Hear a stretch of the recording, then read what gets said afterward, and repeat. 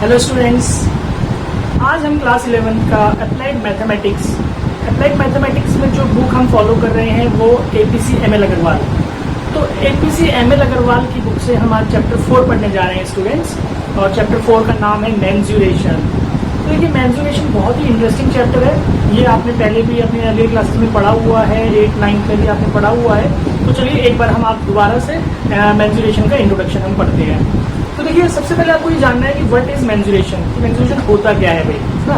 तो मेंसुरेशन एक मैथ्स का ऐसा ब्रांच है जिसमें कि हम शेप्स के बारे में पढ़ते हैं। जो ज्योमेट्रिक शेप्स हमारे पास है, सर्कल, ट्राइंगल, क्वाड्रिलेटरल्स, है ना, इनके बारे में तो हम ज्योमेट्री में पढ़ लेते हैं।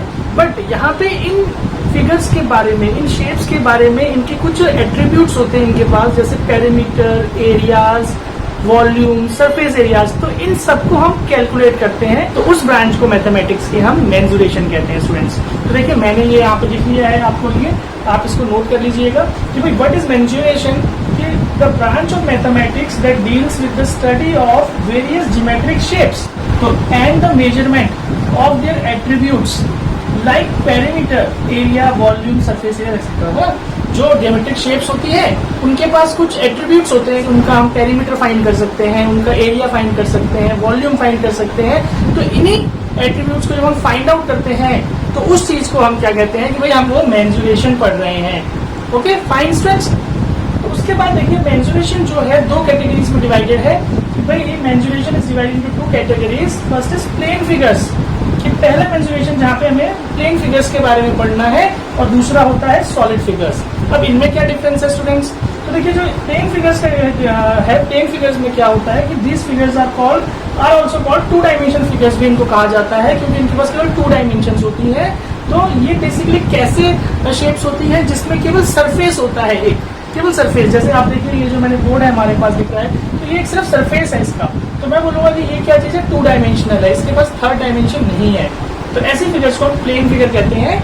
तो जो प्लेन फिगर्स होती है उनके पास जो एट्रीब्यूट्स होंगे वो सिर्फ एरिया एंड पेरीमीटर ही उनके पास होता है, जो कि हम जैसे इसमें एग्जांपल देंगे, ट्राइंगल, क्वाड्रिलेटरल्स एंड सर्कल्स, ना। तो ये जो ट्राइंगल है, क्वाड्रिलेटरल है, सर्कल है, इनका केवल हम एरिया एंड पेरीमीटर फाइंड कर सकते हैं स्टूडेंट्स। और ये आप लोगों ने किया भी हुआ है अपनी अगली क्लासेस में, बस हमें यहाँ पे दोबारा से उस चीज को पढ़ना है। और यहाँ पे थोड़े से एडवांस क्वेश्चंस थोड़े आ जाएंगे, ठीक। Then second is solid figures. तो सॉलिड फिगर्स क्या होता है कि भाई these figures are also called as 3 dimensional figures, कि भाई ये क्या है, 3 डायमेंशंस इनके पास आ जाती है, जैसे लेंथ, ब्रेड्थ, हाइट। तो जिस रूम में आप बैठे हैं, है ना, जिस रूम में मैं आप लोगों को ये क्लास ले रहा हूँ, ये एक रूम है हमारा जो एक 3 डायमेंशनल रूम है। जैसे एक इसके पास लेंथ है, एक ब्रेड्थ है और एक हाइट है, ठीक। तो ये 3 डायमेंशन इसके पास होने की वजह से इसको हम क्या बोलेंगे, room will be called as a solid figure. और ये एक क्यूबॉइडल रूम है या एक क्यूबिकल रूम भी हो सकता है अगर लेंथ, ब्रेड्थ, हाइट तीनों इक्वल है। तो आपको बेसिक डिफरेंस समझ में आ गया होगा स्टूडेंट्स की प्लेन फिगर्स और सॉलिड फिगर्स का क्या डिफरेंस है। कि plane figures only they have surface, वो एक सरफेस होता है उनके पास, ठीक। और सॉलिड फिगर्स के पास सरफेस होने के साथ साथ उसके पास एक स्पेस भी होता है। जैसे ये रूम है, एग्जाम्पल लिया, तो यहाँ पे इसके पास कुछ स्पेस है, कुछ जगह है इसके पास। तो that is your solid figures. तो ऐसी फिगर्स का हम वॉल्यूम, सरफेस एरियाज फाइंड कर सकते हैं। तो इसमें जो एग्जांपल्स है, क्यूबॉइड, क्यूब, सिलेंडर, कोन, स्फीयर एक्सेट्रा, ये आपने पढ़ा हुआ है पहले भी, है ना। तो अब हमें देखिए प्लेन फिगर्स के बारे में पहले हमें पढ़ना है यहाँ पे। तो जो प्लेन फिगर्स हैं वहाँ पे सबसे पहले इसके कुछ फॉर्मूलेज हम पढ़ लेते हैं, जो कि हमें आगे एक्सरसाइज करने में मदद करेंगे। तो फॉर्मूलेज क्या है वो हम पढ़ते हैं बेटा स्टूडेंट्स, आप लोग इसको साथ में लिखिएगा। फॉर्मूले पहले क्या है, ये हमें ट्राइंगल की बात कर लेते हैं। तो देखिए, ट्राइंगल हमें पता है 3 साइडेड फिगर होता है, क्लोज फिगर है, 3 sided polygon is called a triangle. तो इसमें आप देखिए कि भाई अगर मैं एक हाइट लेता हूँ और ये बेस, तो इसका जो एरिया है ये क्या होता है, हाफ बेस इंटू हाइट, है ना। अब देखिए, ये बेस और हाइट हमेशा ऐसे ही नहीं है, अभी बेस और हाइट चेंज हो सकता है। अगर सपोज कोई ट्राइंगल है जहाँ पे यहाँ से हाइट आ रहा है और ये बेस, तो ये बेस माना जाएगा, ये हाइट। मतलब बेसिकली जिसके ऊपर, जिस साइड के ऊपर हमने हाइट खींचा है वो बेस बन जाएगा, है ना। अगर ये ऐसे है तो भाई अगर यहाँ से हमने हाइट डाल दिया, हाइट मतलब 90 डिग्री वाली लाइन, ऑल्टीट्यूड भी कहा जाता है हाइट को, तो ऑल्टीट्यूड हमने खींच दिया तो ये बेस बन जाएगा। तो देखिए, बेस चेंज हो रहा है और हाइट तो हमारी चेंज हो ही रही है एक तरीके से, जो आ रही है वर्टेक्स के ऊपर से, है ना। तो बेस और हाइट हमारे पास चेंज हो सकते हैं, ये ध्यान रखिएगा आप लोग। उसके उसके बाद अगर हमारे पास किसी ट्राइंगल में तीनों साइड गिवन है भाई, तीनों साइड ए बी सी, एक ट्राइंगल का तीनों साइड गिवन है, तो हम इसका एरिया फाइंड कर सकते हैं हीरोन्स फॉर्मूला से, जो कि हमारा एस, एस माइनस ए, एस माइनस बी और एस माइनस सी होता है स्टूडेंट्स, है ना। यहाँ पे वेयर एस क्या चीज है भाई, where s is equal to semi perimeter, इसको सेमी पेरीमीटर कहा जाता है। सेमी पेरीमीटर से आप समझ गए होंगे कि पेरीमीटर का हाफ करना है। पेरीमीटर कैसे निकलता है, A plus B plus C by 2, तो ये एस।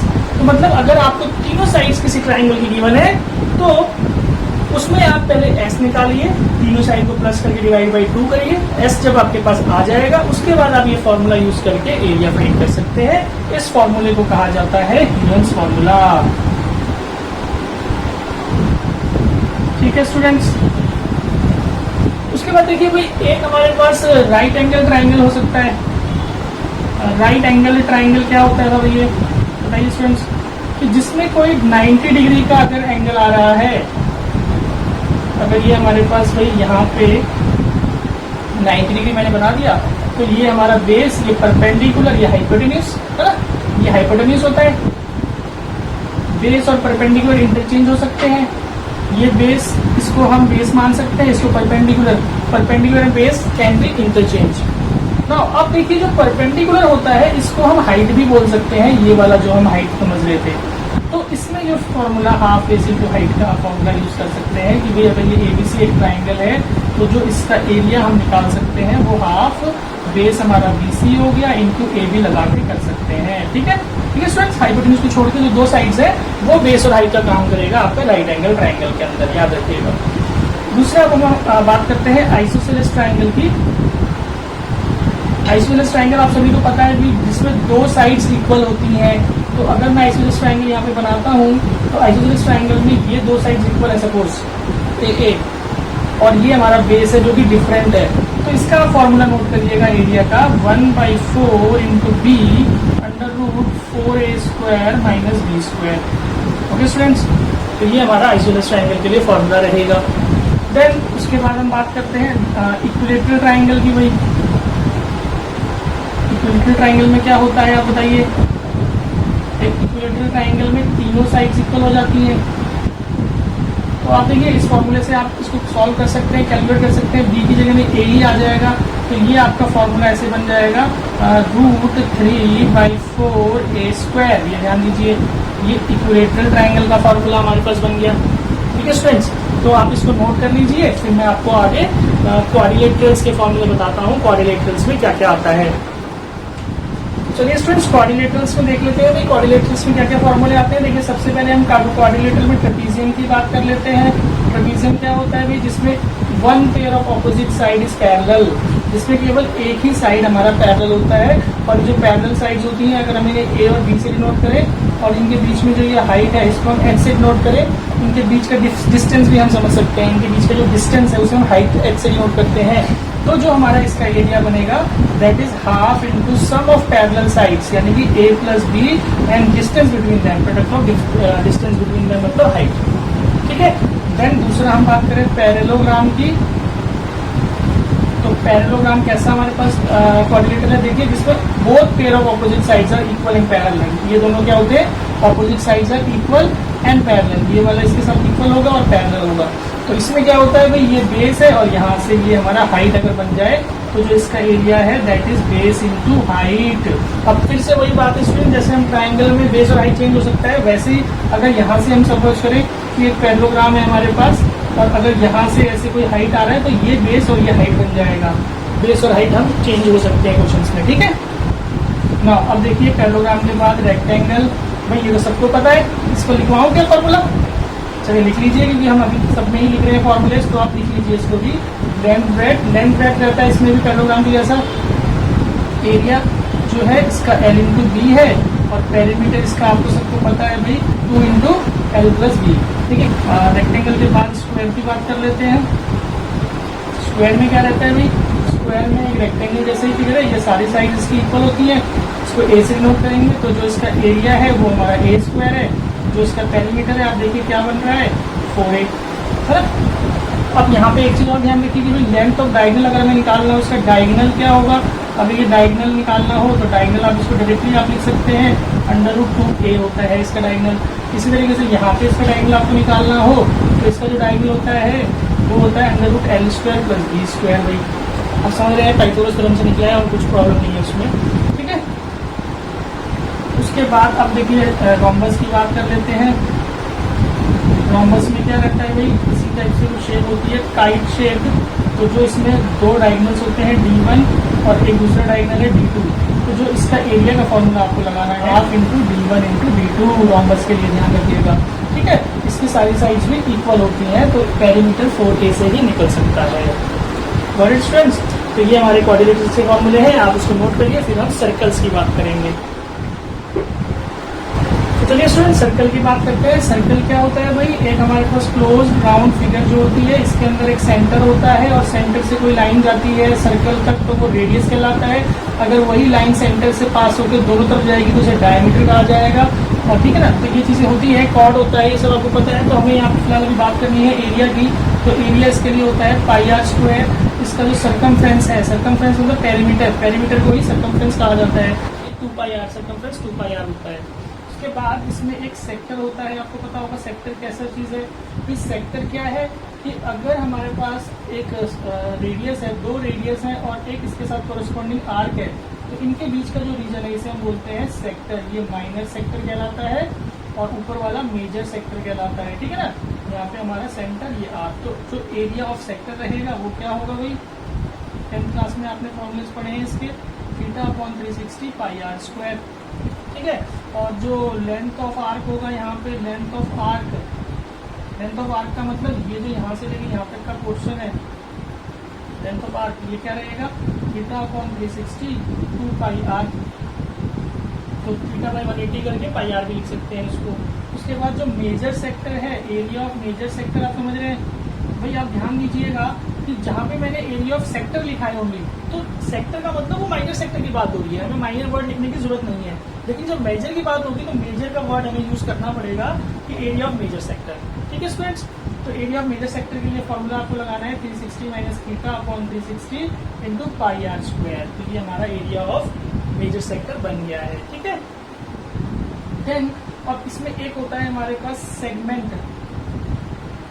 सेगमेंट की बात कर लेते हैं। सेगमेंट क्या होता है, जैसे हमने देखा भाई area covered between two radius and the corresponding arc, radius और आर्क के बीच का एरिया सेक्टर कहलाता है। सेगमेंट क्या होता है, जो हमारे पास ये कॉर्ड कोई भी कॉर्ड और कॉरस्पॉन्डिंग जो हमारा आर्क है उसके बीच में जो एरिया होगा दैट इज सेगमेंट। फिर वही बात स्टूडेंट्स की, ये हमारा माइनर सेगमेंट कहलाएगा और ये वाला हमारा मेजर सेगमेंट कहलाएगा।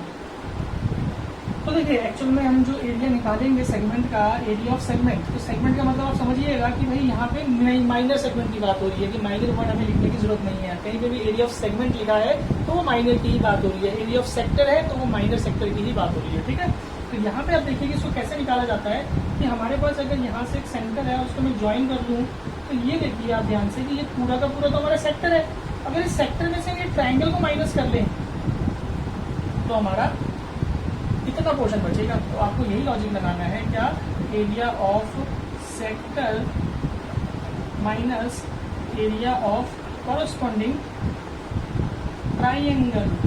कॉरस्पॉन्डिंग ट्राइंगल सब समझ रहे होंगे कि जो ट्राइंगल वहां पे बनेगा, जो ट्राइंगल हमारा सेक्टर के ऊपर बन रहा है वो। तो आप समझिए भाई कि एरिया ऑफ सेक्टर तो हमें पता है θ/360 πr लिखता है। अब एरिया ऑफ ट्राइंगल डिपेंड करता है कि भाई किस टाइप का ट्राइंगल है। अगर राइट एंगल ट्राइंगल है तो हम हाफ बेस इंटू हाइट लगा सकते हैं। अगर हमारे पास इक्विलेटरल ट्राइंगल है तो √3/4 a² लगा सकते हैं, ठीक है ना। तो वो डिपेंड करेगा कि ट्राइंगल का हम फॉर्मूला कौन सा अप्लाई करेंगे। अगर आइसोसेलेस ट्राइंगल है तो आप आइसोसेलेस ट्राइंगल का फॉर्मूला लगा सकते हैं, राइट फ्रेंड्स। तो ये हमारा एरिया ऑफ सेगमेंट हो गया। अब यहीं पे हम एरिया ऑफ मेजर सेगमेंट की बात कर लेते हैं। एरिया ऑफ मेजर सेगमेंट क्या होगा भाई, एरिया ऑफ मेजर सेगमेंट के लिए भाई आप समझ सकते हैं कि सर्कल के एरिया में से, एरिया ऑफ सर्कल से आप माइनस कर दीजिए एरिया ऑफ सेगमेंट। सेगमेंट मतलब माइनर सेगमेंट, तो आपका जो है एरिया ऑफ मेजर ऊपर का सेगमेंट का एरिया निकल जाएगा, ठीक है स्टूडेंट्स। अच्छा, अब इसमें एक चीज और देख लीजिए कि भाई अगर हम इसका एक सेमी सर्कल की बात कर लें, तो अगर सेमी सर्कल है हमारे पास, तो आप इसका एरिया क्या होगा ना। भाई सिंपल चीज़ है, ये बताने की जरूरत नहीं है, बट फिर भी मैं बता दे रहा हूँ कि कई बार कुछ होता है कि सर ने बताया नहीं भाई कि सेमी सर्कल का फॉर्मूला क्या होता है, इसलिए मैं बता दे रहा हूँ। देखिए सर्कल का हाफ ही तो करना है, तो हाफ पाई आर स्क्वायर। इसका सरकमफ्रेंस क्या होगा भाई, इसके सरकमफ्रेंस की बात करें तो हाफ करना पड़ेगा, तो जस्ट पाई आर, है ना। तो ये सेमी सर्कल के लिए फॉर्मूला याद रखिएगा। तो स्टूडेंट्स ये मैंने आपको आज इंट्रोडक्शन ऑफ मेंसुरेशन पढ़ाया है, और इस मेंसुरेशन में सिर्फ अभी हमने प्लेन फिगर्स के फॉर्मूलेस की बात की है, जिससे कि आप लोग अपना 4.1 एक्सरसाइज हम लोग आज स्टार्ट कर पाएंगे स्टूडेंट्स। ठीक है।